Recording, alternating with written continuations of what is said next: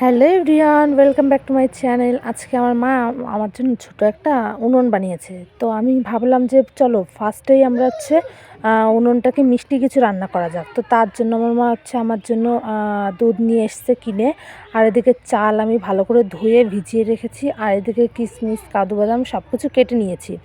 তো তারপরে চালটাকে ধুয়ে আমি এখন 15 মিনিট আমি এখন রেখে দেবো। আর এদিকে আমি ছোট্ট একটা হাঁড়িতে পিছনে আমি মাটিটা লাগিয়ে নিয়েছি যাতে কালি না পড়ে যায়। তো এদিকে আমার সব কিছু হয়ে গেছে, গোছানো। আর আমার উনুনটা জাস্ট দেখো তোমরা, কি সুন্দর ছোট্ট একটা উনুন নিয়ে এসছে আমার মা। তো আমার তো খুব পছন্দ হয়েছে উনুনটা। তো সবাই বলছিল ফার্স্টে মিষ্টি কিছু রান্না করতে হয়। তো এইদিকে আমার দুধটা ভালো করে জাল দিয়ে নেব।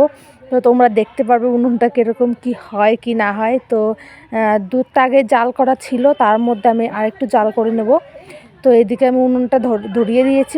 প্রথম ভালোই হয়েছে। তোমাদেরকে কি বলবো, জাস্ট তোমরা দেখতে থাকো, তোমাদেরকে আমি কিছু বলবো না এখন।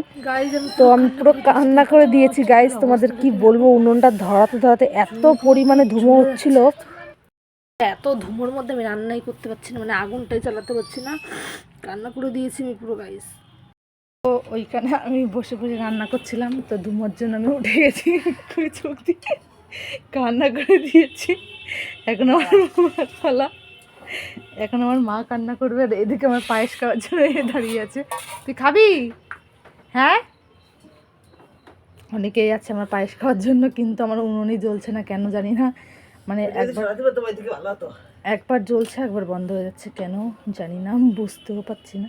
আর ধুমো দেখো তোমরা, শুধু চোখের অবস্থা 12টা পুরো বাজিয়ে দিয়েছে আমার মা। এতক্ষণ আমি কান্না করে দিয়েছি, চোখ মুখের অবস্থা তোমরা জাস্ট দেখো।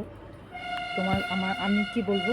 আর আমার মা এখন উনুনটা সরিয়ে বললো যে এখানে পাবে, কিন্তু এখানেও পাচ্ছি না গাইজ।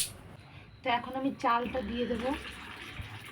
তো আমার উনুন তো ভালোই জ্বলেছে, তোমার কি বলবো, বুঝতেই পারছো।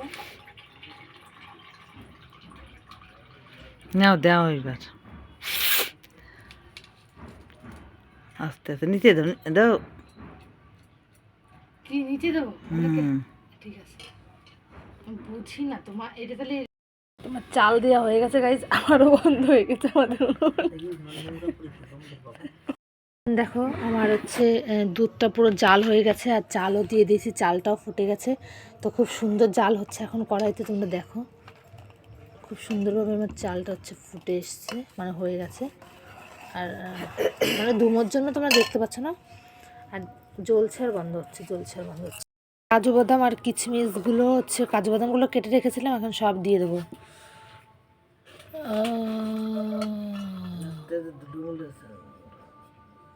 চিনি দিয়া চিনি আমার মা দিয়ে দিয়েছে। মিস্টেক করে আমার মা ক্যামেরার সামনে বলতে ভুলে গেছে, মাই মিস্টেক, কারণ আমি ক্যামেরাটা অন করিনি। আর চালটাও ফুটে গেছে। তো এদিকে আমার পায়েস কমপ্লিট, পুরো রেডি। তো নামানোর পরে তোমাদের সঙ্গে দেখা হচ্ছে যে কেমন হয়েছে খেতে, সেটাও বলবো। আর কালারটা কেমন এসছে সেটাও তোমাদেরকে দেখাবো। তো সাদা কালারই হবে, কারণ এর মধ্যে আমি গুড় দিইনি।